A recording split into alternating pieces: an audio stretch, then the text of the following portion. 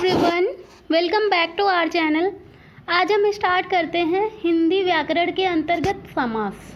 ठीक है, देखिए ये बहुत बड़ा टॉपिक है समास। और हम चाहे कोई भी एग्ज़ाम देख लें आने वाले टाइम पे, चाहे यूपी टेट आपका लगा हुआ है, चाहे सी टेट हो, चाहे यूपीएसआई हो, या फिर आने वाली वैकेंसी की अगर बात करें तो यूपी ट्रिपल एस सी के अंतर्गत, चाहे वो ग्राम विकास अधिकारी हो, लेखपाल हो, ठीक है, या फिर लोअर पीसीएस का कोई भी एग्ज़ाम हो, हर उसमें हिंदी पूछा जाता है और समास आपका ज़रूर पूछा जाता है। 2 से 3 क्वेश्चन बनते हैं हर एग्ज़ाम में। ठीक है, तो आप कोई भी एग्ज़ाम टारगेट कर रहे हो तो ये समास और संधि ये काफ़ी बड़े टॉपिक होते हैं, और ये मतलब ये अब आना तय है आपके एग्ज़ाम में। ऐसा नहीं है कि इसका क्वेश्चन नहीं आएगा। और वर्तमान समय में क्या है, क्वेश्चन को पूछने का ट्रेंड बदल गया है। अगर आप क्या है मूल रूप से आपने नहीं पढ़ा है, मतलब आपका आधार है हिंदी व्याकरण का मजबूत नहीं है, आपका कॉन्सेप्ट मजबूत नहीं है, तो आप सही आंसर नहीं लगा पाएंगे, है ना। इसलिए आपको मतलब कॉन्सेप्ट पढ़ना बहुत ज़रूरी है।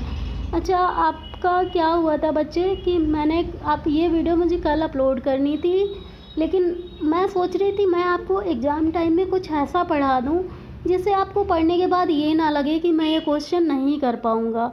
ठीक है, तो मैं कुछ ऐसे पढ़ाना चाहती थी आपको कि आप पढ़ने के बाद पूरा संतुष्ट हो जाएं कि हम हाँ क्वेश्चन करके आएंगे अगर मैम ने ये टॉपिक पढ़ा दिया है।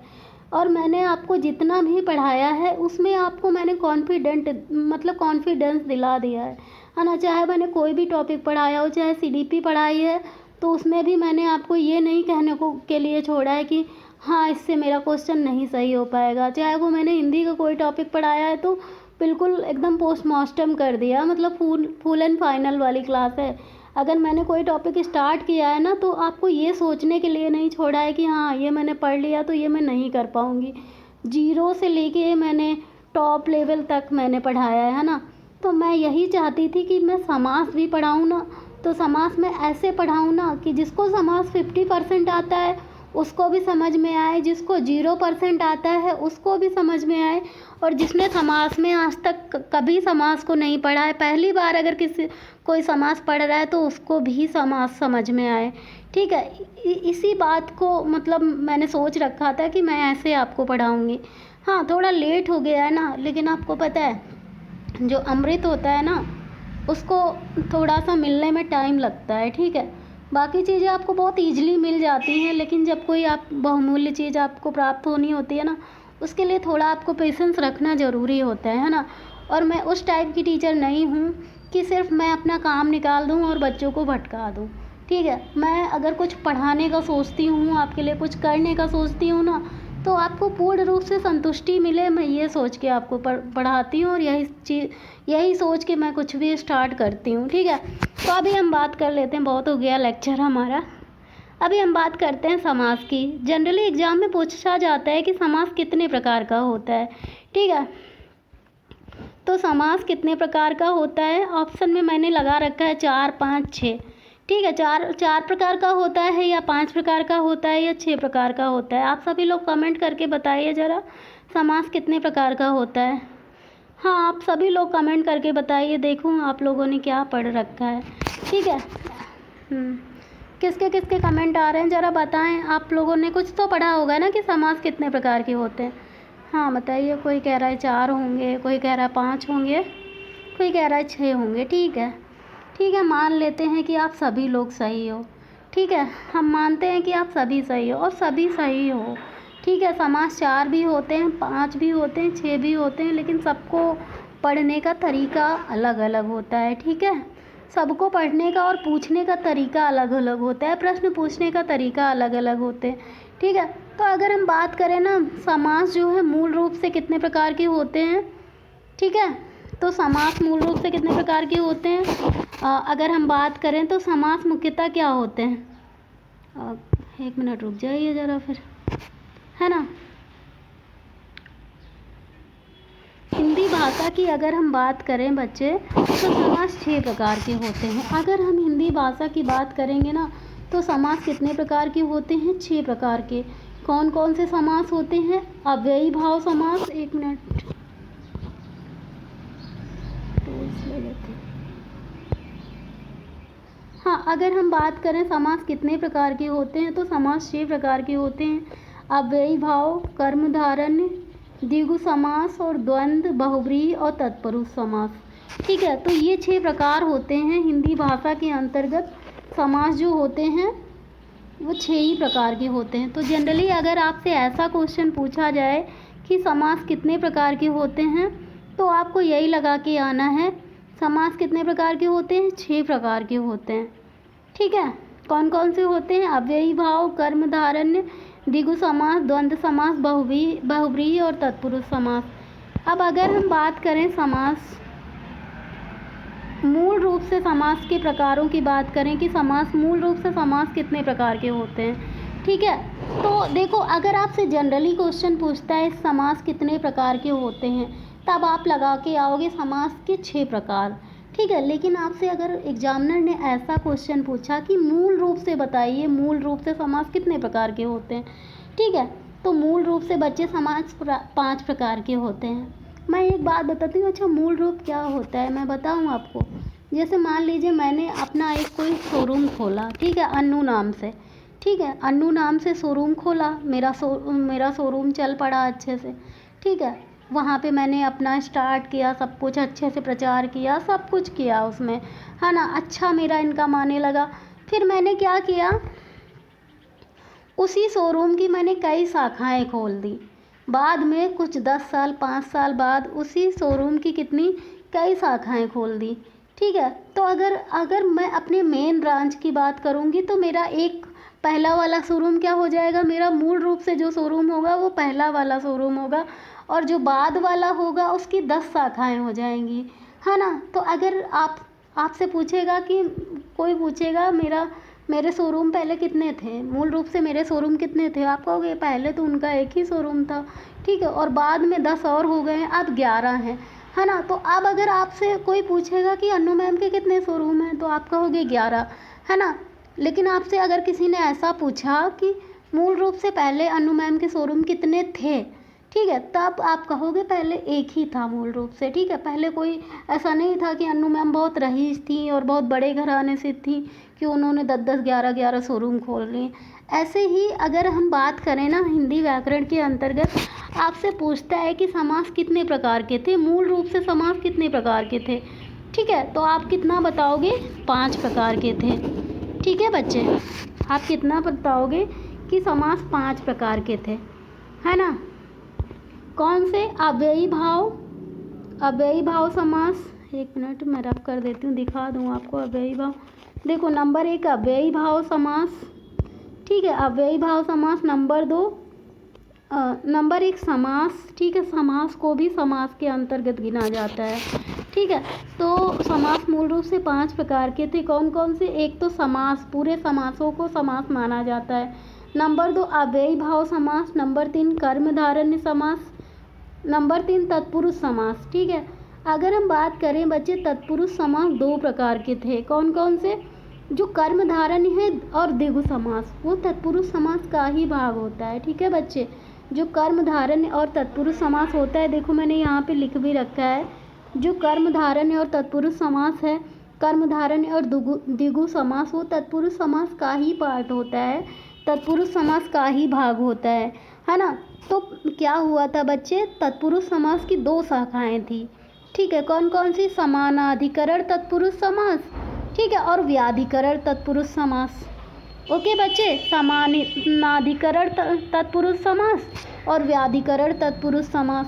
ओके, जो तत्पुरुष समास की पहली शाखा थी समानाधिकरण तत्पुरुष समास। ठीक है, तो उसके अंतर्गत 2 समास आए, कौन कौन से, कर्मधारय और द्विगु समास। कौन सा समास आया समानाधिकरण शाखा के अंतर्गत, कर्मधारय समास और द्विगु समास। ठीक है, अब अगर हम बात करें व्याधिकरण शाखा की, व्याधिकरण तत्पुरुष समास की शाखा के, तो उसके 6 भेद थे। उन 6 भेदों को आपको याद नहीं करना है। ठीक है, अगर हम कर्ता कारक को छोड़ दें और संबोधन कारक को छोड़ दें, तो जितने भी कारक बचते हैं, कर्म, करण, संप्रदान, अपादान, संबंध, अधिकरण, ये जितने भी 6 समास बचते हैं ना बच्चे, वो हमारे व्याधिकरण तत्पुरुष में चले जाएंगे। ठीक है, तो आपको ऐसा याद रखना है बच्चे कि समास कितने प्रकार के थे। मूल रूप से 5 प्रकार के थे। कौन कौन से थे? पहली बात तो समास को पूरे समास में ही काउंट किया गया है। ठीक है, नंबर 1 समास, नंबर 2 अव्ययी भाव समास, नंबर 3 कर्मधारय, नंबर 3 तत्पुरुष समास। ठीक है, नंबर 4 द्वंद्व समास, नंबर 5 1 मिनट में आपको दिखा देती हूँ, नहीं तो आप बोलोगे दिखाया नहीं। ठीक है, नंबर 3 ये देखो तत्पुरुष समास, नंबर 4 द्वंद्व समास, नंबर 5 बहुब्रीहि समास। ठीक है, तो मूल रूप से समास कितने प्रकार के थे? 5। मूल रूप से समास 5 प्रकार के थे और समास को भी समास के अंतर्गत काउंट किया गया था।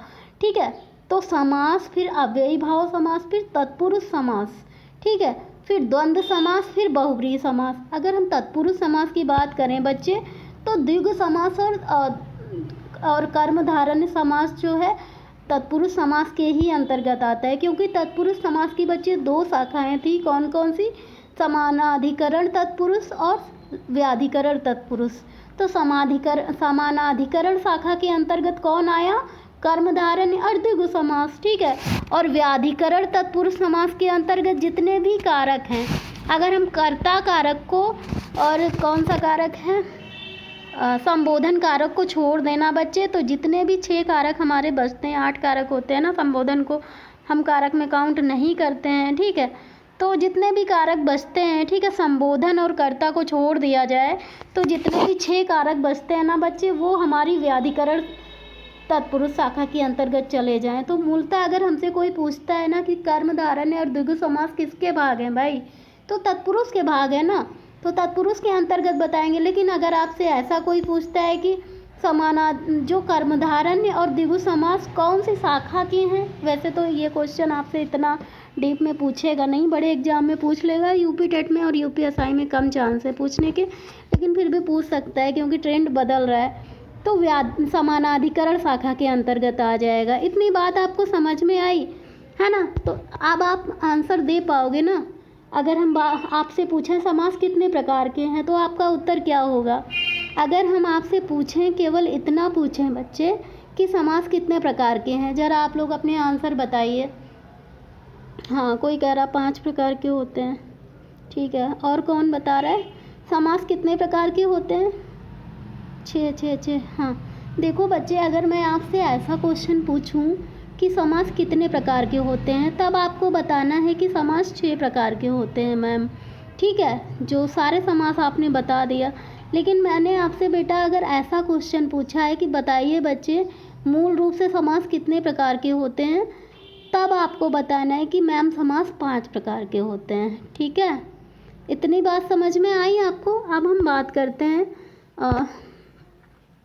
हिंदी भाषा में समास के बारे में, थोड़ा सा पढ़ लेते हैं बच्चे। अगर हम समास की बात करें ना, तो किन्हीं 2 पदों में प्रयुक्त होने वाली विभक्ति, योजक या अव्यय पदों को हटाकर उन्हें पास पास लिख देने पर बनने वाला समास शब्द जो है समास कहलाता है। एक बात बताइए बच्चे, एक बात मैं आपसे पूछती हूँ, ठीक है? ठीक है, जैसे आपको क्या करना है, आपसे मतलब मान लो आप जब छोटे थे, आपके पापा जो कहते हैं कि अब भाई तो बेटा आपके पापा आपकी माँ से कहते हैं कि अब बच्चा बड़ा हो गया है, अब हमें इसको क्या करना चाहिए, विद्या अध्ययन के लिए भेजना चाहिए। ठीक है, विद्या अध्ययन के लिए भेजना चाहिए। ठीक है, आपकी मम्मा से बात करते हैं आपके पापा। ठीक है, दूसरे दिन उन्होंने आप सोचा कि विद्या अध्ययन के लिए आपका दाखिला करा दिया जाए। ठीक है, तो विद्या अध्ययन के लिए दाखिला कहाँ पे कराएंगे, है ना? तो आपकी मम्मा से आपके पापा बोलते हैं कि चलो विद्या अध्ययन के लिए हम बच्चे का दाखिला कराने जा रहे हैं।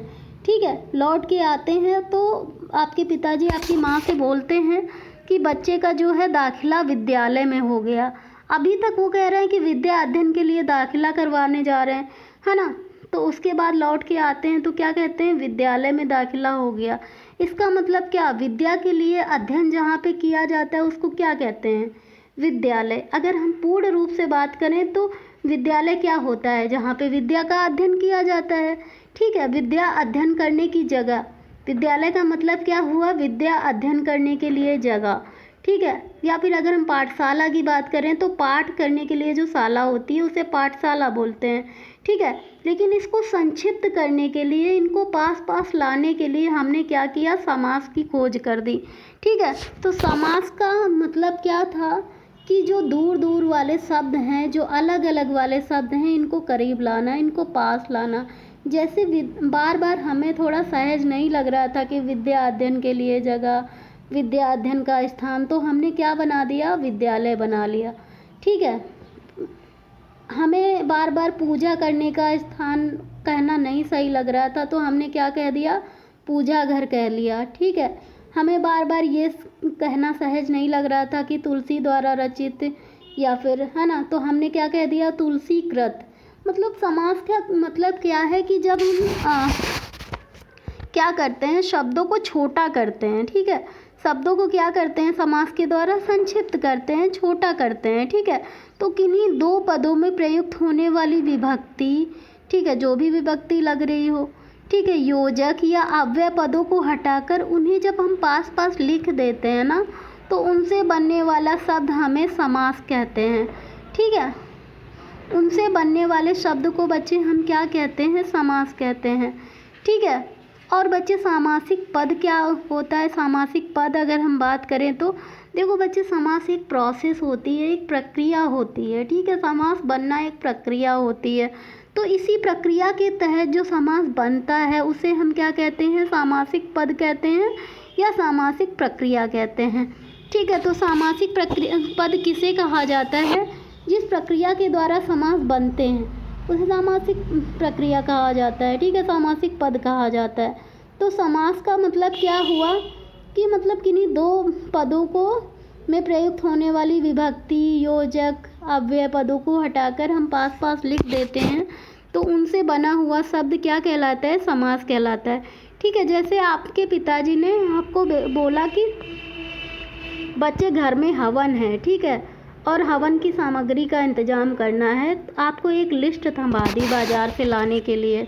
ठीक है, आपसे बोला कि हवन का सामान लाना है, आपसे आपके फादर ने ऐसा बोला कि हवन के लिए एक सामान लाना है, और आपको जाते टाइम एक लिस्ट हाथ में थमा दी जाती है।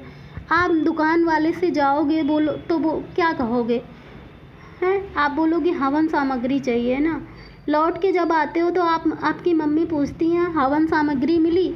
आपसे उन्होंने ऐसा नहीं पूछा कि हवन के लिए सामग्री मिली, आपसे वही पूछेंगे ना कि हवन सामग्री मिली ना कि नहीं। तो इसका मतलब क्या हुआ? समास क्या है? शब्दों को या पदों को छोटा करने के लिए, ठीक है, हम प्रयुक्त करते हैं। इतनी बात समझ में आई? अगर हम बात करें बच्चे समास की, ठीक है, तो समास जो है,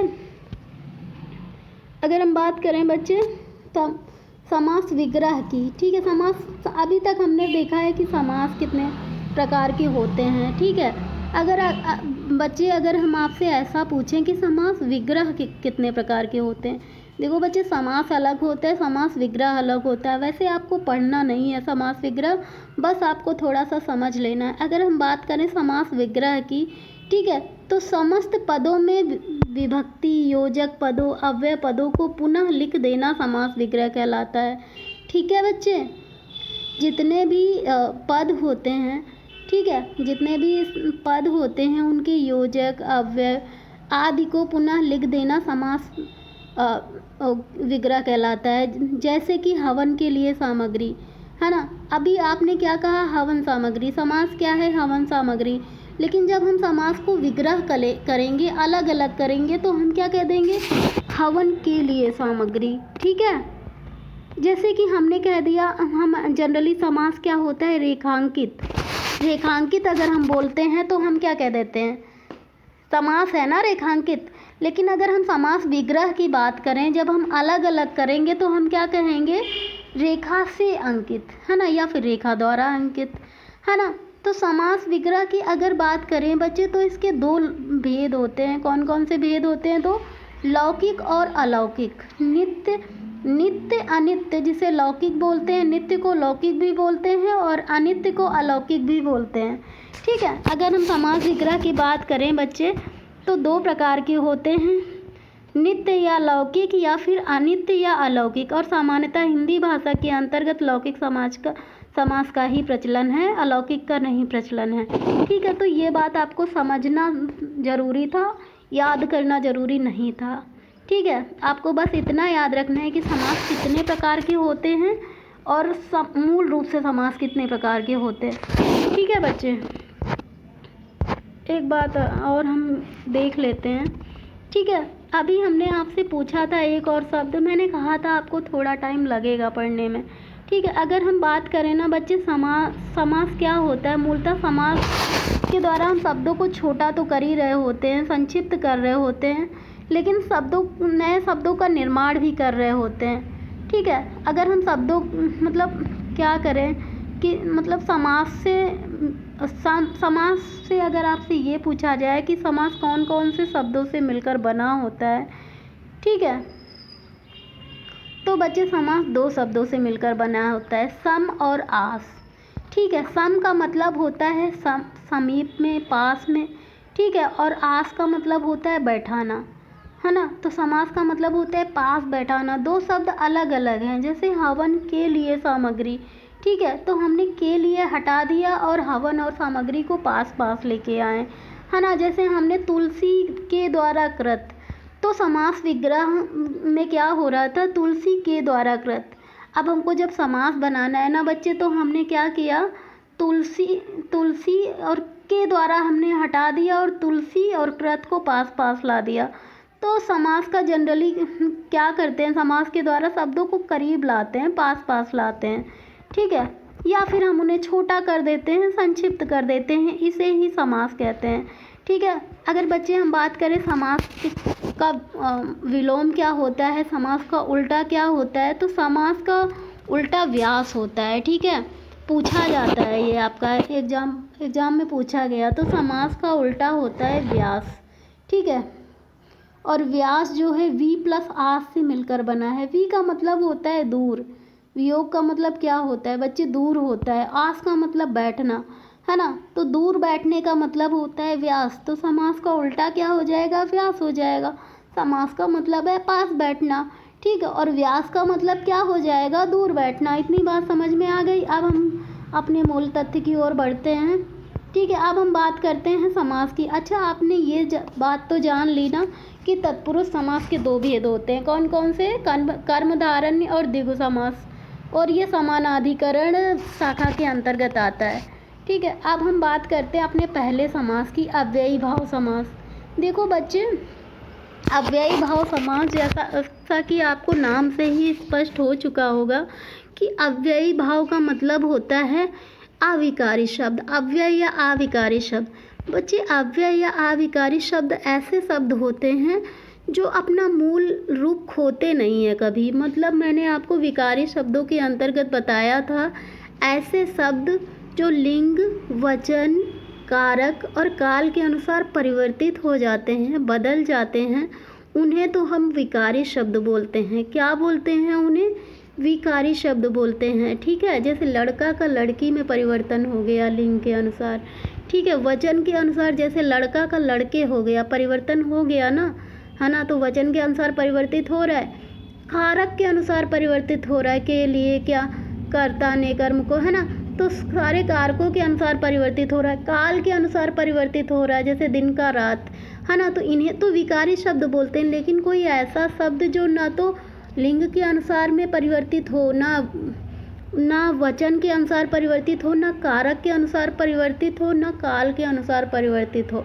ठीक है, ऐसे शब्दों को अव्यय शब्द या अविकारी शब्द बोलते हैं। जैसे कि मैं आपको एग्जाम्पल देती हूँ, यथासंभव। अब जरा आप इससे बदल के दिखाइए, लिंग, वचन, कारक, काल, किसी के अनुसार आप बदल सकते हो। यथासंभवी को आप बहुवचन बनाइए, यथासंभव लिख दोगे क्या, हैं, लिंग के अनुसार क्या बदलोगे आप, यथासंभवी लिख दोगे, गलत है ये, है ना। तो यथासंभव एक ऐसा शब्द है जो कभी नहीं बदलता। ठीक है, भर पेट, जैसे मैंने आपको एक एग्जाम्पल दिया, भर पेट। ठीक है, भर पेट को जरा बदलो, भर पेट को भरपेटी कर दोगे, हैं? भरपेटो कर दोगे, नहीं कर पाओगे, क्योंकि ये कभी नहीं बदलेगा। इसका मतलब ये हुआ बच्चे, ऐसे शब्द जो कभी नहीं बदलते हैं लाइफ में, जो कभी चेंज ही नहीं होते हैं, ठीक है, उसे क्या बोलते हैं? अव्यय या अविकारी शब्द बोलते हैं, है ना। तो अव्ययी भाव समास की अगर बात करें तो ये जनरली ये काहे से मिलके बना होता है? अव्यय या अविकारी शब्दों से मिलकर बना होता है, ठीक है बच्चे। अव्ययी भाव समास अव्यय या अविकारी शब्दों से मिलकर बना होता है, और अविकारी शब्द का मतलब मैंने बता ही दिया है, ठीक है, जो बदलता नहीं है, ठीक है। तो अव्ययी भाव समास की अगर हम बात करें बच्चे, तो इसका पहला पद जो होता है प्रधान होता है, ठीक है, प्रधान होता है, या फिर अव्यय होता है, या फिर कोई उपसर्ग लगा होता है। बच्चे उपसर्ग का मतलब होता है कि आगे मतलब कुछ भी जोड़ देना, जैसे कि दिन है, ठीक है, तो दिन के आगे हमने क्या लगा दिया? प्रति। क्या हो गया आपका? प्रतिदिन, ठीक है। एक है, ठीक है, एक के आगे हमने क्या लगा दिया? प्रत लगा दिया, उपसर्ग, प्रउपसर्ग लगा दिया, ठीक है, तो ये क्या हो गया? प्रत्येक, है ना। इतनी बात समझ में आई, है ना। तो अव्ययी भाव समास का मतलब ये हुआ बच्चे कि जिसका पहला पद प्रधान हो, पहला पद मुख्य हो, या फिर पहले पद में अव्यय हो, पहले पद में उपसर्ग हो, ठीक है, और उसके बाद में कोई भी संज्ञा शब्द प्रयोग में आ जाए। जैसे कि दिन, दिन क्या है? दिन एक संज्ञा ही तो है। दिन क्या है भाई? जैसे मैंने कोई भी दिन ले दिया, अगर हमने मान लो कह दिया सोमवार, ठीक है, ये तो व्यक्तिवाचक संज्ञा हो गया, लेकिन मैंने कह दिया दिन, दिनों के नाम, या फिर दिन, यार दिन तो क्या है? जातिवाचक संज्ञा के अंतर्गत आ जाएगा। बहुत सारे दिन हैं, 7 दिन हैं, आप कौन से दिन की बात कर रहे हो, है ना। तो अगर मैंने बोल दिया कि सोमवार, ये तो व्यक्तिवाचक संज्ञा हो गया ना, लेकिन मैंने क्या कहा? प्रतिदिन, ठीक है। तो दिन क्या है? एक संज्ञा है ना, और दिन के आगे उपसर्ग मैंने लगा दिया प्रति, तो क्या हो गया? प्रतिदिन, ठीक है। तो ये क्या हो गया? अव्ययी भाव समास।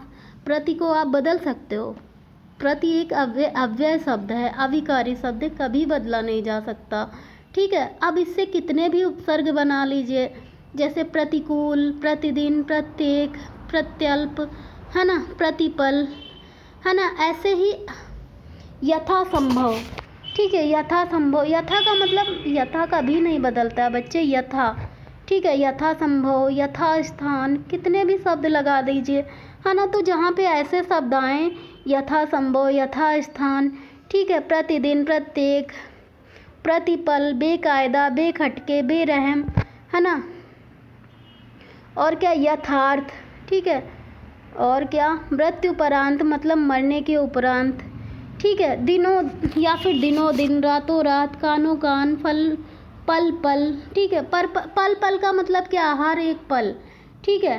आमरण मतलब जीवन भर।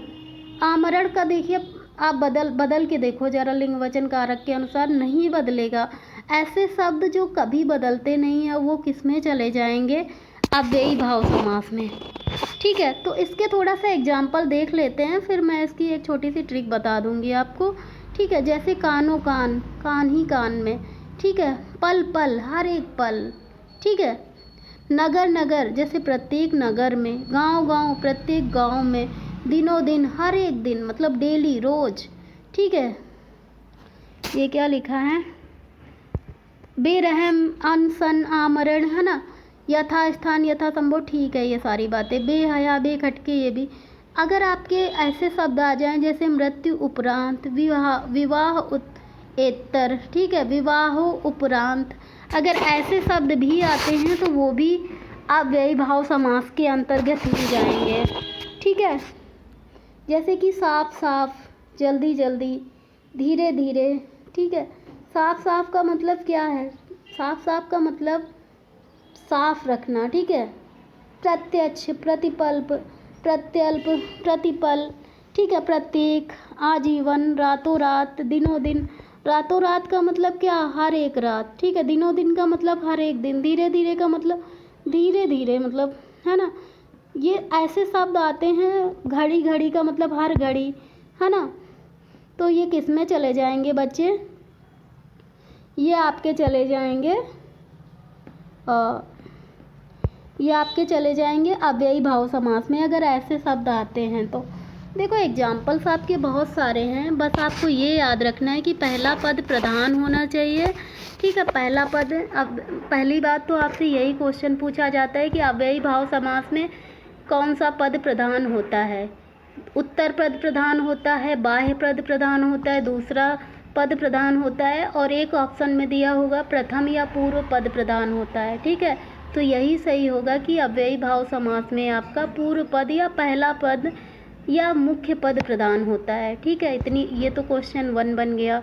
ठीक है, दूसरी बात, मैंने इतने सारे आपको एग्जाम्पल दे दिए अव्ययी भाव समास का को। ठीक है, इनको 2-3 बार पढ़ना है, लेकिन रटने की ज़रूरत नहीं है। आपको ये याद रखना है कि अगर किसी समास के अंतर्गत शुरुआत में ऐसे शब्द आ जाएं, यथा, ट्रिक नोट कर लीजिए, यथा, आ, नी, बे, प्रा, प्रा, प्रति, प्रति और उपरांत, जैसे कि मरणोपरांत, है ना, उपरांत। ट्रिक आप नोट कर लीजिएगा क्योंकि ट्रिक मैंने लिखी भी नहीं है। ठीक है, तो यथा का मतलब क्या है, यथा संभव, यथा स्थान, यथेष्ट, है ना, ये सारे शब्द आते हैं तो अव्ययी भाव समास में होगा। आ का मतलब आमरण, अनजान, अनशन। ठीक है, ऐसे शब्द आ जाएं तो उसमें क्या होगा, अव्ययी भाव समास। नी का मतलब क्या, निरोग, निश्चल, निष्फल, है ना, ऐसे शब्द, निसंदेह, अगर ऐसे शब्द आते हैं तो अव्ययी भाव समास में होगा। बे का मतलब क्या, बेकायदा, बेरहम, बेखटके, बेलगाम, बाकायदा। ठीक है, ऐसे शब्द आते हैं तो क्या होगा, आपका अव्ययी भाव समास होगा। ठीक है, प्रा का मतलब क्या, प्रा का मतलब क्या, प्रतिपल, हाँ, प्रा का मतलब क्या, प्रारब्ध, प्रत्यक्ष और क्या, प्रत्येक, प्रतिपल। अगर ऐसे शब्द आते हैं तब भी क्या होगा बच्चे, अव्ययी भाव समास में होगा। प्रति का मतलब क्या हुआ, प्रतिदिन, प्रतिपल, है ना, प्रति एक, ऐसे शब्द भी आते हैं तो अव्ययी भाव समास में हो जाएगा, है ना। तो अव्ययी भाव समास की सिंपल सी आप ये पूरा एक बार डिटेल में तो आपको पढ़ना ही पड़ेगा, फिर एक ये ट्रिक याद रख लीजिए, और उसके बाद एक क्वेश्चन ये याद रखिए कि अव्ययी भाव समास का पहला पद अव्यय होता है या पहला पद मुख्य होता है या फिर पहला शब्द प्रधान होता है। ठीक है, उसके बाद में संज्ञा होती है। ओके, इतनी बात समझ में आई। अब हम दूसरे समास की ओर बढ़ते हैं आगे। ठीक है, अब हम बात करते हैं बच्चे कर्मधारय समास की। ठीक है, कर्मधारय समास की अगर हम बात करें, अगर किसी बच्चे ने मुझसे विशेषण विशेष पढ़ा है, ठीक है, तो उसका कर्मधारय समास में उसको बहुत ज़्यादा पढ़ने की ज़रूरत नहीं पड़ेगी। मैं क्यों कह रही हूँ, आगे आने वाले जो शब्द हैं, जो एग्जाम्पल हैं, उनसे आप समझ जाओगे। तो अगर समास को आप बहुत अच्छे से पढ़ना चाहते हैं ना, तो आप मेरे पिछले लेक्चर एक बार बहुत अच्छे से देख लीजिएगा, संज्ञा, सर्वनाम, क्रिया, विशेषण, विशेष, क्योंकि आने वाली जो कक्षाएं हैं ना, आने वाले जो क्लासेज हैं ना, इन्हीं पे डिपेंडेंट हैं। ठीक है, अगर आपने विशेषण विशेष नहीं पढ़ा है अच्छे से, ठीक है, तो आपको कर्मधारय समास समझ में तो आएगा, लेकिन उतना अच्छे से समझ में नहीं आएगा। तो एक बार जाइए आप लोग, मेरी विशेषण विशेष की क्लास देख लीजिए, डिटेल में कराई हुई है मैंने, आर ओ वाले बैच में पढ़ी होगी। ठीक है, उसमें पूरा मैंने 3-4 लेक्चर में पूरा कंप्लीट कराया है विशेषण विशेष, है ना। तो कर्मधारय समास जो होता है ना बच्चे, वो विशेषण विशेष पर ही पूर्ण रूप से डिपेंडेंट होता है। कैसे डिपेंडेंट होता है, देखो, कर्मधारय समास के कितने भाग होते, कर्मधारय समास किसका भाग है बच्चे, अगर हम बात करें कर्मधारय समास की, ठीक है, तो ये किसका भाग है, तत्पुरुष समास का भाग है। ठीक है, कर्मधारय समास किसका भाग है, तत्पुरुष समास का भाग है। मैंने आपको अभी बताया था, कर्मधारय समास और द्विगु समास किसका भाग है, तत्पुरुष समास का भाग है ना। तो तत्पुरुष समास का कौन सा पद प्रधान होता है, उत्तर पद प्रधान होता है। ठीक है, तो इसका भी वही हाल होगा। ठीक है, अगर हम बात करें कर्मधारय समास की बच्चे, ठीक है, तो इसमें सिर्फ विशेषण विशेष ही आते हैं। कर्मधारय और द्विगु, कर्मधारय और द्विगु दोनों समास में क्या आते हैं, विशेषण विशेष आते हैं। ठीक है, तो जब मैंने विशेषण विशेष्य पढ़ाए थे ना, तो मैंने आपको बताया था कि विशेषण विशेष्य की संख्या होती है 5। कितने प्रकार के विशेषण विशेष्य होते हैं? गुणवाचक, संख्यावाचक, परिमाणवाचक, संकेतवाचक, व्यक्तिवाचक। ठीक है, तो अगर हम संख्यावाचक विशेषण को छोड़ दें, ठीक है, अगर हम संख्यावाचक विशेषण को छोड़ दें तो बाकी के जितने भी विशेषण हैं वो कहाँ पे चले जाएंगे? कर्मधारय समास में चले जाएंगे। क्यों? क्योंकि संख्यावाचक जो विशेषण होता है वो द्विगु समास होता है। द्विगु समास में क्या होता है बच्चे? जनरली आपसे पूछेगा चौराहा, 4 राहों का समूह संख्यावाचक है, किस में चला जाएगा? द्विगु समास में। ठीक है, और क्या चला जाएगा? तिराहा, तिराहा क्या है? द्विगु समास है। ठीक है, और क्या हो जाएगा? एक मिनट में दिखाई देती हूँ आपको।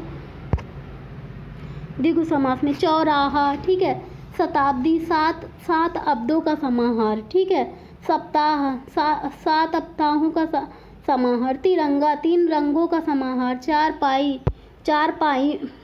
पाइयों का समाहार, अठन्नी, 8 आनों का समाहार, ठीक है, नवरात्रि, 9 रात्रों का समाहार, अष्टाध्यायी, 8 अध्यायों का समाहार।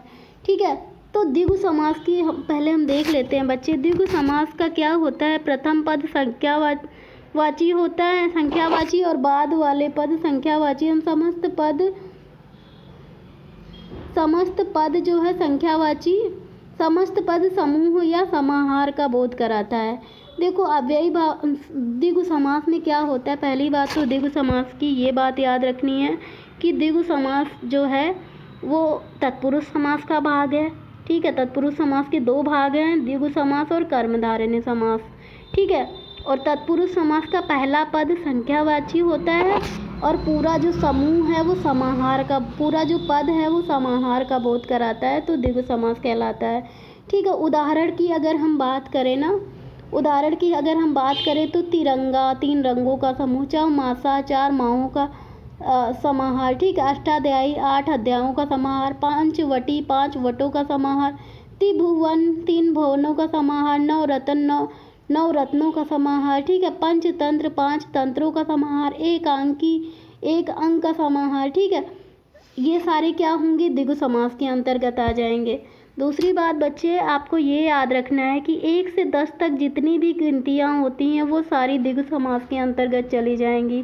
कौन कौन सी? जैसे एकादशी, द्वादशी, चतुर्थी, ठीक है, पंचमी, सप्तमी, अष्टमी, षष्ठी, अष्टमी, दशमी, ठीक है, जैसे दुनाला, चवन्नी, ये सब क्या हैं? द्विगु समास के अंतर्गत चली जाएंगी। 10 से 100 के बीच के जो गुणज हैं बच्चे वो काहे में चले जाएंगे? वो किस में चले जाएंगे बच्चे? द्विगु समास में चले जाएंगे। ठीक है, और क्या होगा? 20 से जो जितने भी 9 वाली संख्याएं होती हैं, 9 वाली संख्याओं का मतलब क्या?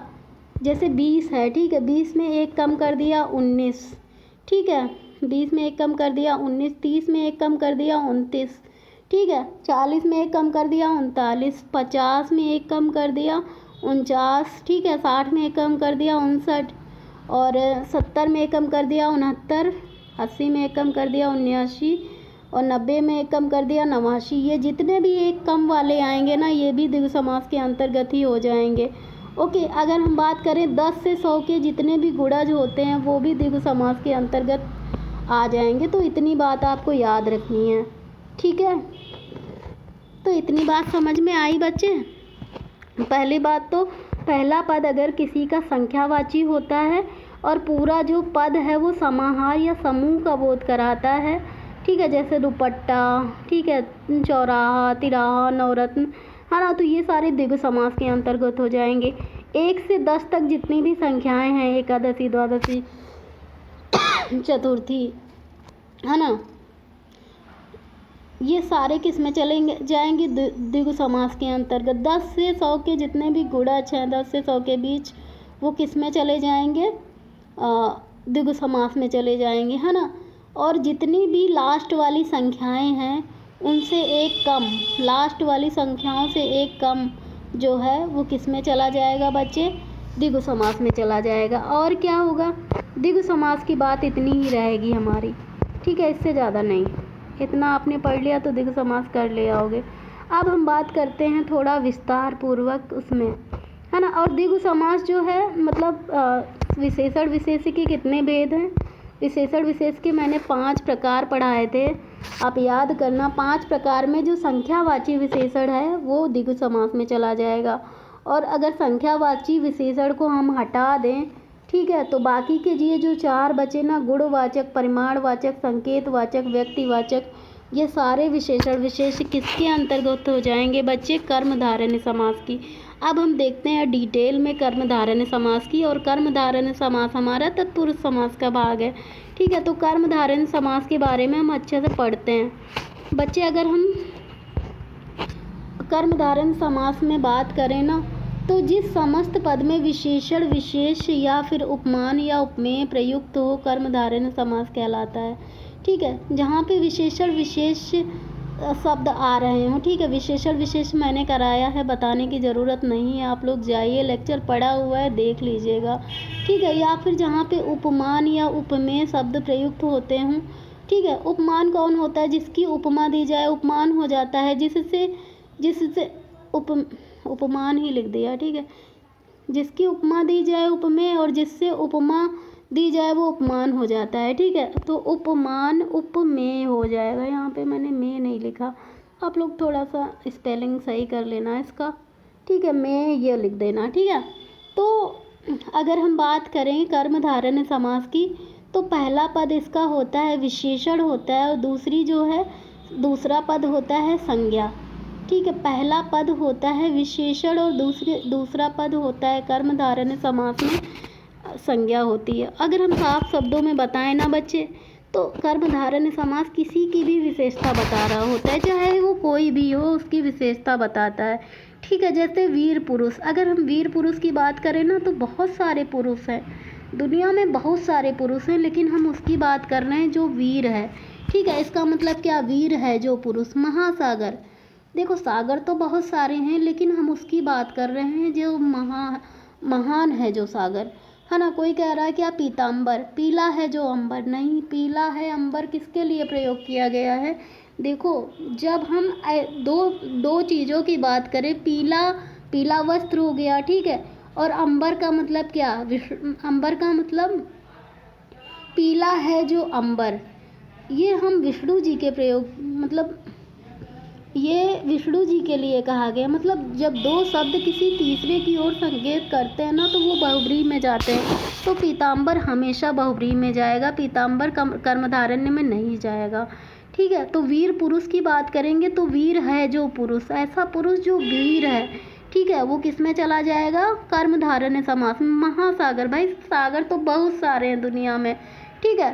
तो कौन सा सागर? जो सागर महान है, हम उसकी बात कर रहे हैं, कर्मधारय में चला जाएगा। महाकवि, यार कवि तो बहुत सारे हैं, ठीक है, कालिदास भी हैं, तुलसीदास भी हैं, ठीक है, बहुत सारे कवि हैं, लेकिन महाकवि की बात कर रहे हैं, ठीक है। महान है जो कवि, मतलब ठीक है, इंडिकेट कर रहे हैं, बहुत सारे कवि हैं दुनिया में, ठीक है। महाकवि, महान है जो कवि, और बहुत सारे कवि महान है, ऐसा नहीं है कि कोई महान नहीं है, जिसको प्रसिद्धि मिल गई वो महान है, ठीक है। तो देखो लंबोदर, देखो कोई कह रहा है लंबोदर और पीताम्बर, देखो लंबोदर और पीताम्बर एक ही हैं, ठीक है। लंबा है उधर जिसका मतलब हम हमेशा गणेश जी से लेते हैं, ठीक है, और पीला है अंबर का मतलब हम हमेशा विष्णु जी से आशय लगाते हैं ना, तो वो हमेशा बहुब्रीहि में चला जाएगा। लेकिन महात्मा, महान है जो आत्मा, यार बहुत सारी आत्माएं महान होती हैं, कोई एक आत्मा महान नहीं होती है, ठीक है। जो अच्छा काम करेगा वही आत्मा महान बन जाएगी। वीर है जो बाला, यार वीर बाला कोई एक स्त्री नहीं है, बहुत सारी स्त्रियां वीर बाला हो सकती हैं, ठीक है। महान है जो महापुरुष, महान है जो पुरुष। अच्छा ये बताओ, कोई एक ही पुरुष महान बन जाता? अगर हम बात करें महात्मा गांधी की, महान है, बिल्कुल महान है महात्मा गांधी, ठीक है, महान है, महापुरुष है, ठीक है। लेकिन महापुरुष हम स्वामी विवेकानंद को भी मानते हैं, जवाहरलाल नेहरू को भी मानते हैं, और किसको? चंद्रशेखर आज़ाद को भी मानते हैं, APJ अब्दुल कलाम को भी मानते हैं भाई। तो यहाँ पे बहुत सारे पुरुष महान हो रहे हैं ना, तो सबकी विशेषता बता रहे हैं ना ये।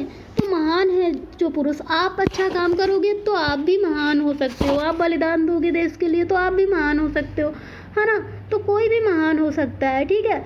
लेकिन जब हम लंबा है उधर की बात करते हैं, तो गणेश जैसा कोई नहीं है, इसलिए वो बहुब्रीहि में जा रहा है। और विशेषण और कर्मधारय समास में वो विशेषता बता रहा है, ठीक है। तो इसलिए ये कर्मधारय समास में जा रहा है। इतनी बात समझ में आई है ना। तो जो ऐसे शब्द जो कर्मधारय समास में, आपको दो चीज़ें याद रखनी। पहली बात तो ये तत्पुरुष समास का भाग है, कर्मधारय द्विगु समास। दूसरी बात ये कि इसमें पहले मतलब कर्मधारय समास में पहला शब्द विशेषण होगा और दूसरा शब्द संज्ञा। जैसे वीर पुरुष, तो वीर क्या है? विशेषता है। किसी भी पुरुष की विशेषता है कि वो वीर है, मतलब वो वीर पुरुष है ना, वीरता दिखा रहा है, ठीक है। और पुरुष क्या है? पुरुष तो एक संज्ञा है ना, तो पहला शब्द क्या हो जाएगा? विशेषण हो जाएगा, ठीक है। इतनी बात समझ में आई? इतने एग्जाम्पल आपको समझ में आ गए बच्चे? अगर आ गए हैं तो प्लीज़ आप लोग यस लिख के तो भेज ही सकते हैं, ठीक है। और अगर आ गया है समझ में तो कमेंट भी करके बताना है, कमेंट और लाइक के थ्रू बताना है आपको, हाँ ना, शेयर भी कर देना है, ठीक है। दूसरी बात आपको ये याद रखना है बच्चे, ठीक है। अगर आपको ऐसे शब्द देखने को मिले जैसे का पुत्र, ठीक है, सुपुत्र, कुपुत्र, ठीक है, कुमाता, सत्य परामर्श, तो सु, सा और का जितने भी उपसर्ग वाले आते हैं, ठीक है, वो हमेशा कर्मधारय समास में होंगे। सु कु वाले जितने भी उपसर्ग आएंगे, भाई पूत क्या है? पूत बेटा होता है, का लगा दिया कपूत हो जाएगा, विशेषता बता रहा है ना, है ना। तो अगर विशेषता की, अगर किसी भी चीज़ की उपसर्ग लगा के विशेषता बताई जाए, ठीक है, विशेषता बताई जा रही। पुत्र की विशेषता क्या है? कि वो कपूत है, ठीक है। पुत्र की विशेषता क्या है? कि वो पुत्र नहीं है, वो इतना नालायक है कि वो कुपुत्र हो गया है, ठीक है। माता यार बहुत सारी माताएं होती हैं, मतलब माता तो जनरली माँ का एक्सप्लेनेशन इस दुनिया में है ही नहीं, ये एक अपने आप में ऐसा शब्द होता है, ठीक है। इसके लिए जितना भी बोला जाए कम होता है, लेकिन बहुत सारी माता ऐसी होती हैं जो अपने बच्चों को मारती हैं और मार डालती हैं। अभी बीच में एक वीडियो वायरल हो रहा था कि एक औरत जो है अपने बच्चे को, उसके पैर को कुचल के इतना मार रही थी कि वो 2.5 साल का बच्चा था, ठीक है। तो ऐसी माता को हम क्या कहेंगे? कुमाता ही कहेंगे ना, है ना। तो ये एक माता की विशेषता बता रही है, ठीक है। कुमाता होना क्या है? माता की विशेषता बता रही। कुपुत्र होना क्या? पुत्र की विशेषता बता रहा है कि ये कुपुत्र है भैया, ठीक है। सुपुत्र का मतलब एक अच्छा पुत्र, ठीक है। तो सुपुत्र का मतलब क्या? एक पुत्र की विशेषता बता रहा। हाँ, सुपुत्री भी हो जाएगा, ठीक है। अच्छा, गर्लफ्रेंड नहीं भाई, मान जाओ आप लोग, ठीक है। कल ऐसे लोग, किसी ने पूछा था मैम महा गर्लफ्रेंड कौन सा समास होगा? भैया वो भी कर्मधारय होगा वो, ठीक है। वैसे तो मुझे ये सब इतना सहज नहीं लग रहा है, ये सब आपको आंसर देना ही नहीं चाहिए मुझे, ठीक है। लेकिन अगर आप पूछ रहे हो सीरियसली तो इसका भी कर्मधारय में चला जाएगा। गर्लफ्रेंड तो बहुत सी हैं, ठीक है। आपकी गर्लफ्रेंड बहुत सी हो सकती हैं या फिर दुनिया में गर्लफ्रेंड बहुत सी हैं, लेकिन महा गर्लफ्रेंड जो एक गर्लफ्रेंड की विशेषता बता रहे हैं वो महा गर्लफ्रेंड हो जाएगा ना, तो वो तो आपका कर्मधारय में चला जाएगा, ठीक है।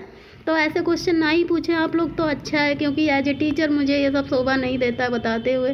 लेकिन आपके क्वेश्चन इतने भयंकर किस्म के होते हैं ना कि ना बताओ तो ये होता है कि मैम मेरे क्वेश्चन का आंसर नहीं देती हैं, और बता दो तो ये होता है मैम तो एकदम, है ना। तो ये हो जाता है। तो प्लीज़ आप लोग इस ऐसे क्वेश्चन से, ऐसे एग्जाम्पल से सीखना सीखिए ना। क्या ज़रूरत है हमें इतनी अभद्रता करने की, है ना। ऐसे क्वेश्चन से भी तो हम सीख सकते हैं ना। क्या मैंने एग्जाम्पल्स में कमी रखी है? मैंने हर संभव प्रयास किया है कि हर एग्जाम्पल आपको ज़्यादा से ज़्यादा एग्जाम्पल जो है आपको लाऊं, ठीक है। तो अगर हम बात करें ना, का और सा उपसर्ग वाले समझ में आ गए, ठीक है यार। कर्मधारय समास का मतलब ही यही होता है कि हम विशेषता बता रहे हैं शब्दों की, ठीक है। तो अगर हम बात करें ऐसे शीत मतलब क्या? ठंडा। मैंने जब विशेषण पढ़ाया था ना, तो ये जितना भी ठंडा, गरम, काला, गोरा, सुंदर, मोटा, पतला, है ना, ये सब क्या होता है? विशेषता होती। भाई मोटा आदमी, छोटा आदमी, ठीक है, गोरा आदमी, काला आदमी, ठंडा पानी, गर्म पानी, ठीक है, ये सब क्या है? विशेषता है। भाई पानी क्या है? पानी अपने आप में एक संज्ञा है, लेकिन ठंडा पानी क्या है? पानी की विशेषता बता रहा है ना। तो ये क्या है? ठंडा मतलब उष्ण, शीत, ठंडा, गरम, ये क्या है? अगर हम ऐसे रिपीटेशन में आ जाएं विशेषण, ये तो विशेषताएं हैं ना, तो ये विशेषताएं दो बार रिपीट हो जाएं तो इन्हें हम क्या बोलेंगे, कर्मधारय समास। ठीक है, काला काला, गोरा गोरा, ये सब क्या है, ये रिपीट हो जाएं तो ये क्या हो जाएगा, कर्मधारय समास। ठीक है, तो ये जितना भी शीत शीत, उष्ण उष्ण, काला काला, गोरा गोरा, सुंदर सुंदर, मोटा मोटा, क्या उसकी आंखें तो बहुत मोटी मोटी थी, बहुत सुंदर सी। ठीक है, हम जनरली कहते हैं ना महोत्सव, यार महोत्सव कौन सा समास होगा, महान है जो उत्सव। भाई उत्सव तो बहुत सारे होते हैं, बहुत सारे उत्सव होते हैं, लेकिन कौन सा उत्सव, महान है जो उत्सव, है ना। तो और बहुत महान भी बहुत, कोई एक उत्सव महान नहीं होता, बहुत सारे उत्सव महान होते। कमल नयन, देखो कमल नयन यहाँ पे लिखा है, लेकिन कमल नयन पता है विष्णु का होता है। कमल के समान नयन किसके हैं, भगवान विष्णु के हैं। तो कमल नयन हो जाएगा, कमल नयन इसका नहीं होगा, कमल नयन बहुब्रीहि हो जाएगा। कमल नयन यहाँ से काट देना, ठीक है, क्योंकि कमल नयन भगवान विष्णु के लिए बोला गया। भगवान विष्णु के नयन कैसे हैं, कमल के समान उनके नयन हैं, है ना। तो कमल नयन हो जाएगा भगवान विष्णु का। ठीक है, तो बहुब्रीहि में चला जाएगा। काली मिर्च, मिर्च तो यार बहुत सारी हैं, लेकिन मिर्च की विशेषता क्या है कि वो काली मिर्च है। भाई लाल मिर्च है, हरी मिर्च है, पीली मिर्च है ना। तो ये सब क्या है, मिर्च बहुत सी हैं। ठीक है, लेकिन हम कह रहे हैं काली मिर्च, तो कर्मधारय हो जाएगा। पीली मिर्च कर्मधारय हो जाएगा। लाल मिर्च कर्मधारय हो जाएगा। ठीक है, लौह पुरुष, पुरुष तो बहुत से हैं यार, और लौह पुरुष की बात कर रहे हैं ना, और लौह पुरुष भी बहुत से हैं। ठीक है, कोई भी लौह पुरुष बन सकता है मेहनत करके। ठीक है, अपनी भुजाओं को एकदम मजबूत बना के लौह पुरुष बन सकता है ना। लोहा नहीं लगाना होता है, लौह पुरुष बनने के लिए लोहा लगाना होता है। अभी आप लोग तो ऐसे ऐसे क्वेश्चन करेंगे, लोहा नहीं लगाना होता है। लौह पुरुष का मतलब होता है मेहनत करने वाला आदमी, मेहनती पुरुष यार, एकदम लोहे के समान बलशाली पुरुष, है ना। चंद्रमुख, देखो यहाँ पे चंद्रमा के मुख की बात नहीं की गई है, चंद्रमा के समान मुख की बात की गई है। ऐसी स्त्री यार जिसका मुख चंद्रमा के समान हो, कोई भी हो सकता है। हर कोई अपनी वाइफ के लिए, अपनी फियांसे के लिए, ठीक, अपनी गर्लफ्रेंड के लिए बोलता है यार तुम्हारा मुख तो एकदम चंद्रमा के समान हो, है ना। हो भले ना, लेकिन बोलते हैं जनरली लोग तारीफ में, वैसे होता भी है लड़कियों का, है ना। तो चंद्रमुख का मतलब क्या, चंद्रमा के समान मुख। ठीक है, तो चंद्रमा के समान मुख किसी का भी हो सकता है। इट मीन्स क्या, ये कर्मधारय में किसी की विशेषता बता रहा है। भाई कोई भी अपनी वाइफ की तारीफ कर ही देता है। चंद्रमुख, है ना।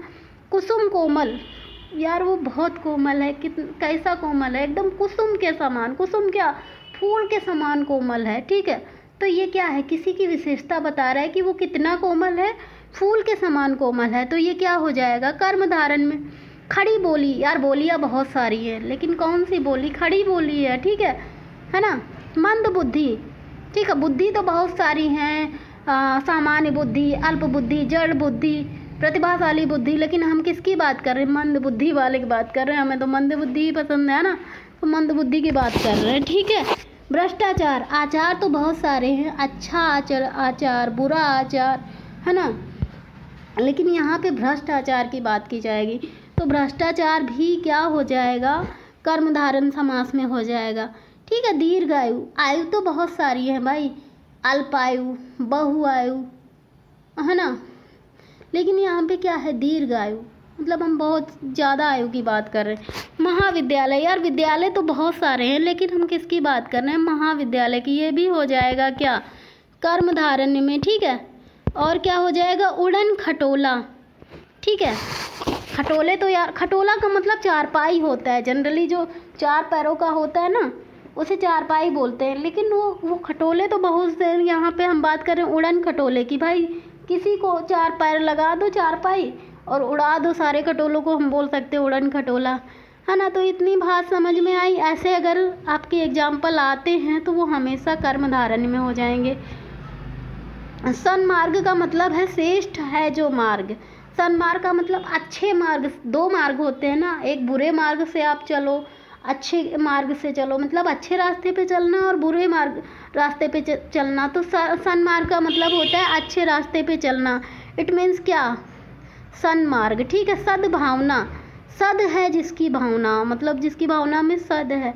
ठीक है, पूर्ण अंक, पूरा है जो अंक। कौन सा अंक, अंक तो यार बहुत सारे हैं, 1 से 100, 100 से 200, 200 से 400, 400 से 800, है ना। लेकिन हम उसकी बात कर रहे हैं जो पूरा है, जो अंक, पूर्ण अंक, है ना, पूरा है जो अंक अगर टूट के ऐसा बन रहा है ना, है जो या के समान, है जो या के समान अगर आ जाए, जैसे चंद्रमा के समान मुख, चंद्रमुख का क्या टूट के बन रहा है, चंद्रमा के समान मुख।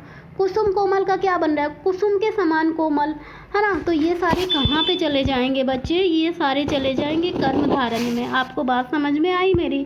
ठीक है, अब हम बात करते हैं कर्मधारय समास में। मुझे नहीं लगता अब आप गलत करोगे, समझ में आ गया आपको, है ना। तो मैं ऐसे ही आपको समझाना चाहती थी कि आप ज़िंदगी भर के लिए समझ जाओ। वैसे भी आप लोग बहुत समझदार हो, मुझे ही समझा देते हो, ठीक है। तो अगर मान लो मुझसे कभी लेट हो जाता है वीडियो, मेरा लेट बनाने का पर्पज़ यही था कि मैं आपको ऐसा पढ़ा दूँ ना, मतलब कुछ लोग होते हैं ना, आपको कोई चीज़ देने के लिए 10 बार बुलाते हैं, 100 बार बुलाते हैं कि ले जाओ ले जाओ। लेकिन मेरा ये रहता है कि आप एक बार कोई चीज़, मतलब कोई आपको क्या ट्रस्ट इशू ना हो, आप एक बार पढ़ो चीज़ को, हमेशा के लिए क्लियर हो जाए। तो मैं ये सोच के आती हूँ पढ़ाने, ठीक है। आपको, मेरा मकसद ये नहीं है कि आप कोई एग्ज़ाम बार बार दो।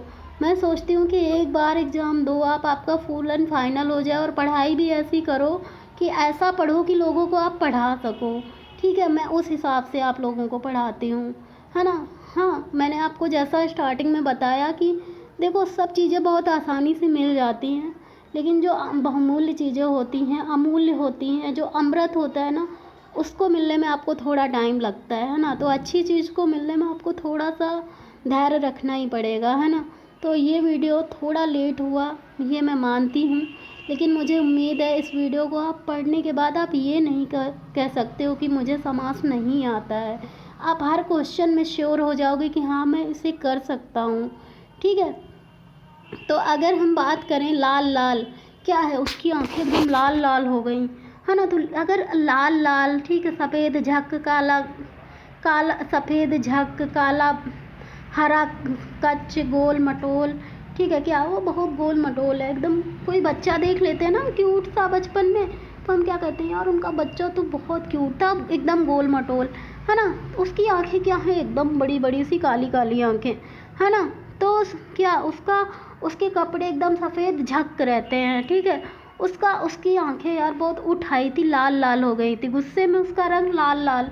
तो ऐसे शब्दों की, अगर विशेषण शब्दों की कभी कभी रिपीटेशन हो जाती है, आवृत्ति हो जाती है, जैसे लाल लाल, सफ़ेद जक, काला हरा पच्च, हच कच्च, है ना, गोल मटोल, गोल गोल, या फिर मोटा मोटा, पतला पतला, ठीक है, गोरा गोरा, है ना, मोटी मोटी। क्या जनरली आंखों के लिए यूज करते हैं यार, मोटी आंखें होती है ना किसी की, बहुत सुंदर लगती हैं।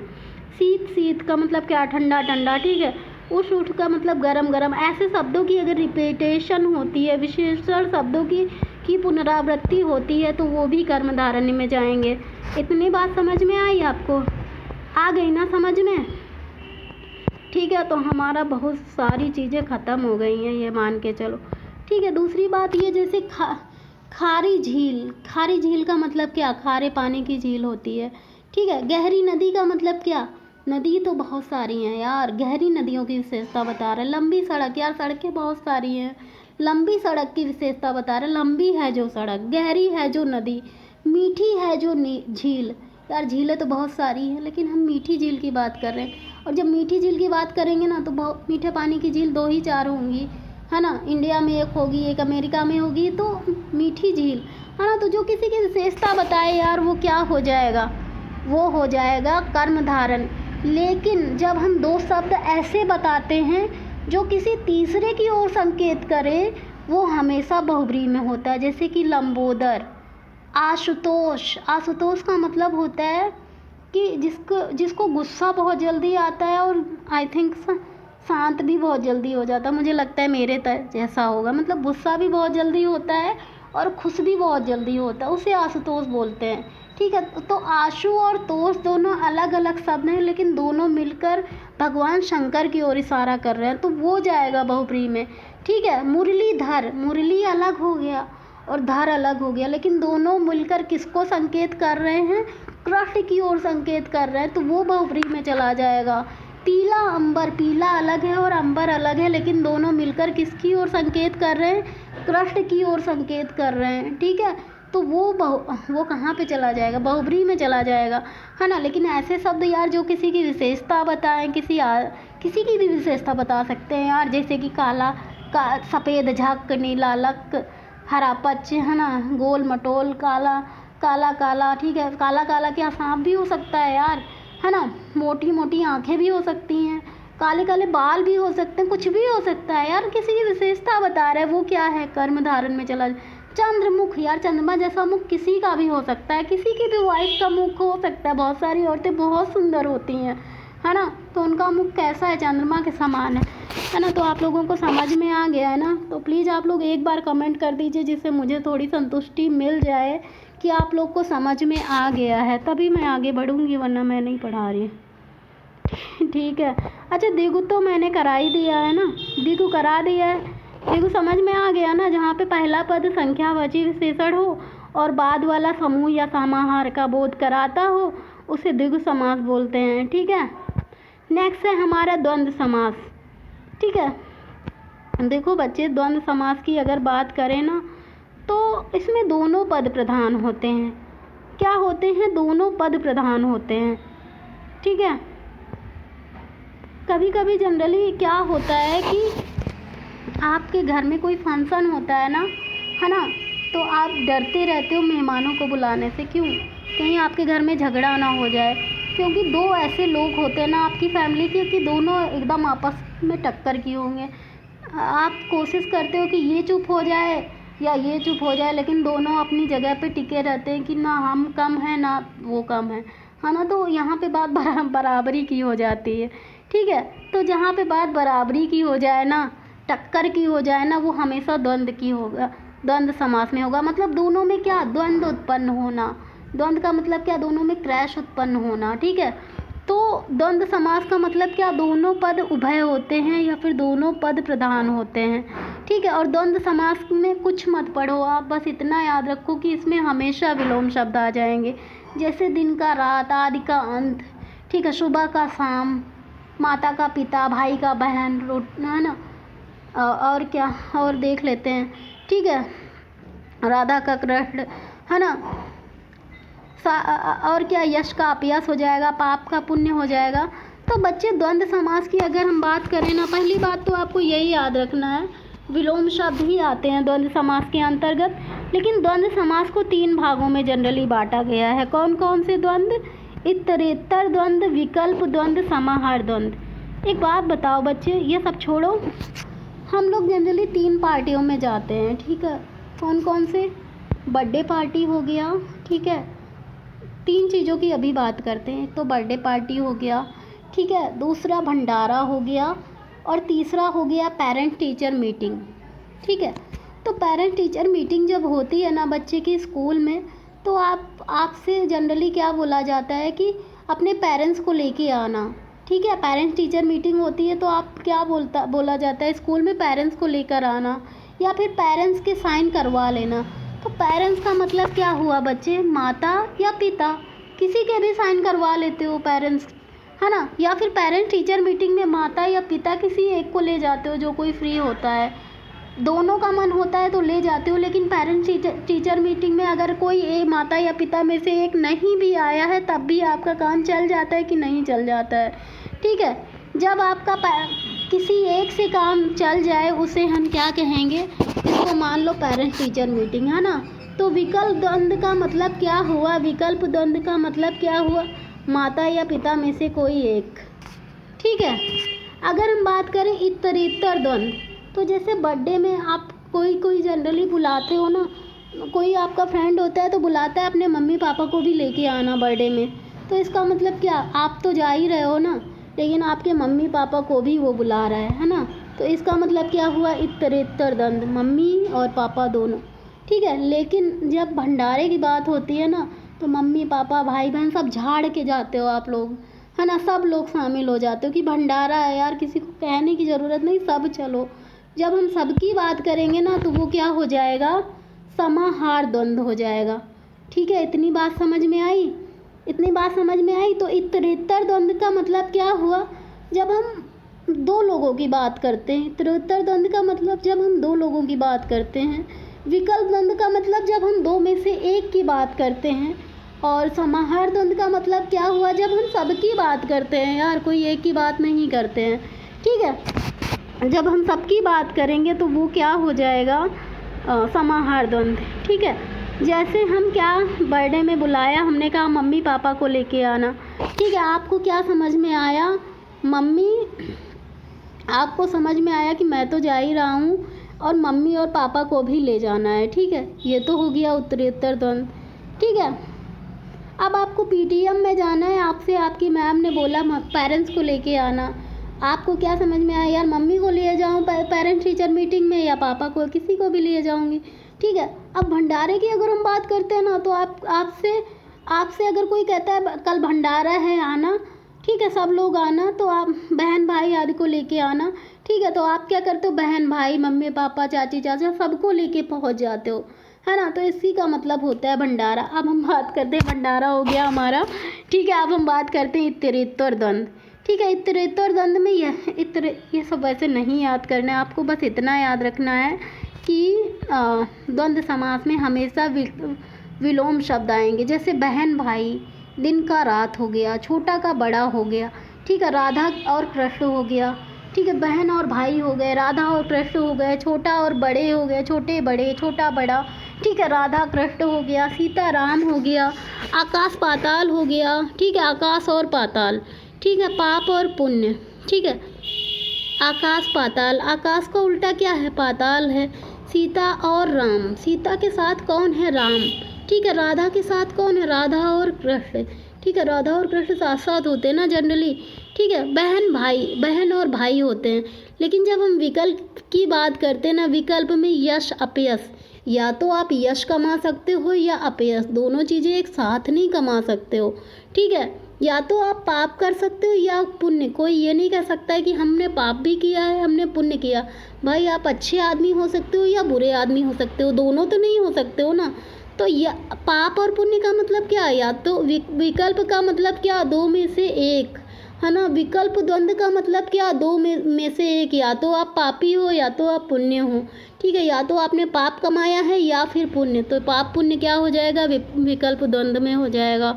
ठीक है, धर्माधर्म, या तो आप धर्म कर रहे हो या फिर अधर्म। धर्माधर्म का मतलब क्या, या तो आप धर्म कर रहे हो या फिर अधर्म। लाभालाभ का मतलब क्या हुआ, या तो आप लाभ कमा रहे हो या फिर अलाभ, दोनों नहीं। ठीक है, लाभ हो जाएगा तो अलाभ नहीं होगा।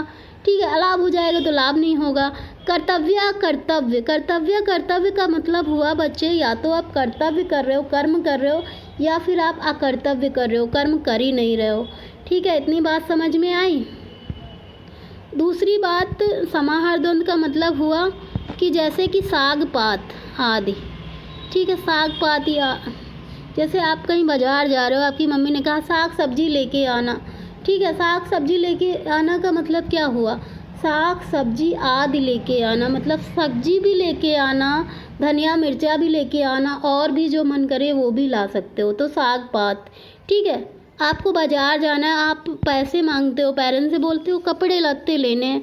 ठीक है, कोई ज़रूरी नहीं है, कपड़े लत्ते तो लेते हो, आप कपड़े भी ले लेते हो, जो भी लेना है और भी ले लेते हो सकता है आप अपने लिए क्लचर भी खरीद लो, कोई मेल है तो हो सकता है अपने लिए दाढ़ी बनाने वाली मशीन भी खरीद ले, है ना, जो उसकी डेली लाइफ की नीड्स हैं वो ले ले, है ना। तो मतलब कपड़े लत्ते का मतलब क्या, आप जा रहे हो तो कपड़े भी ले लिया और ज़रूरी सामान ले लिया, इसका मतलब क्या, आप दो से ज़्यादा चीज़ें ले रहे हो, जूते मोजे आदि, है ना।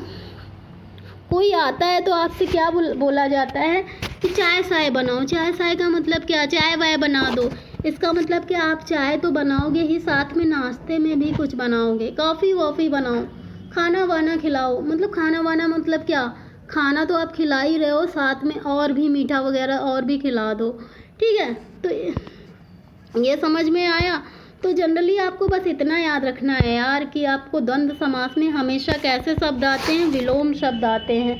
कैसे शब्द आते हैं, विलोम शब्द आते हैं। जैसे दिन का रात, माता का पिता, छोटा का बड़ा, राधा श्याम, आकाश का पाताल, है ना। लेकिन अगर आपसे ऐसा पूछ लिया जाए कि समाहार द्वंद्व कौन सा होगा, तो दिन और रात, छोटा और बड़ा, ये साथ में आ रहा है ना, दिन और रात। लेकिन जब हम बात करेंगे यश और अपयश की, तो या तो आप यश कमा सकते हो या आप यश कमा सकते हो, दोनों साथ में नहीं कमा सकते हो। या तो आप लाभ कमा सकते हो या फिर हानि कमा सकते हो, दोनों साथ में नहीं हो सकता है ना।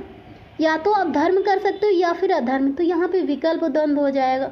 वैसे विकल्प द्वंद्व नहीं, सिर्फ द्वंद्व ही पूछा जाएगा, तो सिर्फ विलोम याद रखना है आपको। बाल बच्चे आदि, आपके यहाँ कोई शादी समारोह है, आपसे कोई कहता है कि बाल बच्चे लेके आना, बाल बच्चे का मतलब क्या? आप खुद भी जाओगे, अपने बाल बच्चों को लेके जाओगे, आपकी पत्नी भी साथ में जाएगी, इसका मतलब हुआ बाल बच्चे, है ना। तो इतना समझ में आया आपको? बस आप इतना याद रखो कि द्वंद्व समास के दोनों पद प्रधान होते हैं, ठीक है, और विलोम शब्दों का प्रयोग किया जाता है, ठीक है। और थोड़ा बहुत ज़्यादा बड़े एग्जाम के लिए अगर कोई पढ़ रहा है, जैसे कि लोअर पीसीएस या फिर यूपीएसआई, तो वो लोग इतरेतर, विकल्प और समाहार भी अच्छे से पढ़ लें। यूपी टेट वाले इतना डीप में ना पढ़ें, वो बस इतना याद रखते हैं यूपी टेट वाले कि ये क्या होता है कि द्वंद्व समास के दोनों पद प्रधान होते हैं, विलोम शब्दों का प्रयोग किया जाता है। अच्छा बच्चे, द्वंद्व समास में जैसे कि संख्यावाची में 1 से 100 तक गुणा, 1 से 10 तक की संख्याएं आ जाते हैं, फिर 100 तक के गुणा जा जाते हैं, वो संख्यावाची विशेषण में मतलब वो द्विगु समास में चला जाएगा, है ना। लेकिन जब यहाँ पे जो बीच की संख्याएं होती हैं, जैसे 20 और 4 24, ठीक है, 30 और 2 32, 50 और 4 54, ठीक है। अगर ऐसे शब्द पूछे जाएं तो ये हमेशा क्या है, द्वंद्व समास में आ जाएगा, ठीक है। जो बीच की संख्याएं होती हैं, ठीक है, जो लास्ट वाली संख्याएं होती हैं वो द्विगु में चली जाएंगी, जैसे कि 30 में 1 कम 29, है ना, तो वो तो द्विगु में चली जाएगी, ठीक है। जितने भी 1 से 10 तक की संख्याएं हैं द्वंद्व में चली जाएंगी, द्विगु में चली जाएंगी, है ना। लेकिन जितनी भी 20 की संख्याएं होती हैं, जैसे 20 और 4 24, 30 और 5 35, है ना, तो ये बीच मिडिल वाली संख्याएं आ रही हैं, ठीक है। 50 और 4 54, ये सब किस में चला जाएगा, ठीक है, ये द्वंद्व में चला जाएगा। इसके एग्जाम्पल्स और ले लेंगे जिससे चीज़ें और क्लियर हो जाएंगी, ठीक है। तो इतना समझ में आया। और जनरली बच्चे जो डबल वाले शब्द होते हैं वो भी द्वंद्व समास में आते हैं, जैसे 6 का 12, ठीक है, 2 का 4, 7 का 14, मतलब जो डबल हो जाए, गुणा करने पे डबल हो जाए, जैसे 8 दूनी 16, 6 दूनी 12, ठीक है, 19 दूना 38 होता है ना, 38 12 दूना 24, है ना। तो ये जो डबल वाले शब्द होते हैं, डबल वाली संख्याएं होती हैं, वो भी द्वंद्व में जाती हैं, ठीक है। ये बात आपको याद रखनी है। ओके, तो द्वंद्व समास हो गया। अब हम बात करेंगे बहुब्रीहि समास। देखो बच्चे यार, बहुब्रीहि समास में कोई भी पद प्रधान नहीं होता है। बहुब्रीहि समास में क्या होता है बच्चे, कोई भी पद प्रधान आपका नहीं होता है। इट मीन्स क्या, दोनों पद अप्रधान होते हैं। दोनों पद क्या होते हैं, अप्रधान होते हैं, दोनों पद उभय अप्रधान होते हैं, ठीक है। और इसमें क्या होता है, इसमें भी कोई भी पद प्रधान नहीं होता है, ठीक है, बल्कि जिसकी ओर संकेत किया जाता है वो पद प्रधान हो जाता है। और इसके अंतर्गत योग रूढ़ शब्द आएंगे, ठीक है। जैसे लंबा है उधर, लंबोदर, लंबा है उधर, जिसका गणेश के लिए बोल रहे हैं, ठीक है। त्रिनेत्र, 3 नेत्रों वाला, इट मीन्स हम शिव की बात कर रहे हैं। चतुरानन, चतुरानन में हम विष्णु की बात कर रहे हैं। पर्यायवाची याद होने चाहिए आपको इस बहुब्रीहि समास के लिए। समुद्रजा, अगर हम समुद्रजा की बात करेंगे ना तो हम लक्ष्मी जी की बात कर रहे हैं। रतिपति, रतिपति कौन है, रति के पति कौन है, रति का मतलब क्या, कामदेव की पत्नी है रति, उनका नाम रति है, ठीक है। तो रति के पति कौन है, कामदेव, हम कामदेव की बात कर रहे हैं, तो ये बहुब्रीहि में चला जाएगा। अनिकेत, अनिकेत का मतलब क्या, जिसका घर ना हो, जिसका आवास हो, अर्थात शिव। शिव कहाँ रहते थे, पर्वत में रहते थे ना, उनका घर ही नहीं था, इसीलिए शिव क्या है, आवास रहित। अर्कजा, सूर्य की पुत्री, है ना, अर्कजा हम क्या बोलते हैं, सूर्य की पुत्री, यमुना के लिए बोलते हैं अर्कजा, ठीक है। रावणारी, रावण को का वध करने वाला, रावण को मारने वाला, ठीक है, अर्थात राम। हिमतनिया, हिमतनिया का मतलब क्या, हिम की तनिया, हिम की पुत्री, ठीक है, अर्थात पार्वती। भूदान, भूदान का मतलब क्या, एक विशेष प्रकार का आंदोलन था जिससे विनोबा भावे जुड़े हुए थे, ये भी बहुब्रीहि में चला जाएगा। दूरदर्शन, दूरदर्शन का मतलब क्या, जो दूर के दर्शन हमें कराता है, है ना, जो दूर देश विदेश के दर्शन कराता है उसको हम क्या बोलते हैं, दूरदर्शन, ये भी बहुव्रीहि में चला जाएगा। लोकपाल, लोगों का मंत्री, ठीक है, लोकपाल क्या है, ये भी हमारा बहुव्रीहि में चला जाएगा। अतनु, अतनु का मतलब क्या, तन रहित, जिसका तन ही नहीं है, जिसका तन काट दिया गया है ना, वो उसे क्या बोलेंगे, अतनु, कामदेव के लिए बोला गया है। गजानन, गणेश के लिए बोला गया है। चतुर्भुज, विष्णु के लिए बोला गया है, ये भी बहुव्रीहि होगा, है ना। ये सारे बहुव्रीहि के एग्जाम्पल हैं। बहुव्रीहि को बस याद रखना है कि कोई पद प्रधान नहीं होता है, बल्कि जिसकी ओर संकेत किया जाए, दो पद, ऐसे पद जो तीसरे की ओर संकेत करें, है ना, वो होता है इसमें प्रधान। और इसमें सारे पर्यायवाची रट लो, जितने मैंने लिखे हैं इनमें से कोई आ जाएगा। मुरलीधर, कृष्ण की बात कर रहा है। दशानन, रावण की बात कर रहा है। कमल नयन, कमल के समान नयन भगवान विष्णु के हैं, तो विष्णु की बात कर रहा है। सुलोचना में भी सुलोचना में कर्मधारन, है ना, सुंदर लोचन है जिसके, यार सुंदर लोचन किसी के भी हो सकते हैं, सुलोचना कर्मधारन में ही जाएगा। पीताम्बर, पीला है अंबर, कृष्ण की बात कर रहे हैं। नीलकंठ, शिव की बात कर रहे हैं। शिव का कंठ नीला होता है, क्यों, क्योंकि उनके कंठ में क्या, विष भरा होता है, ठीक है।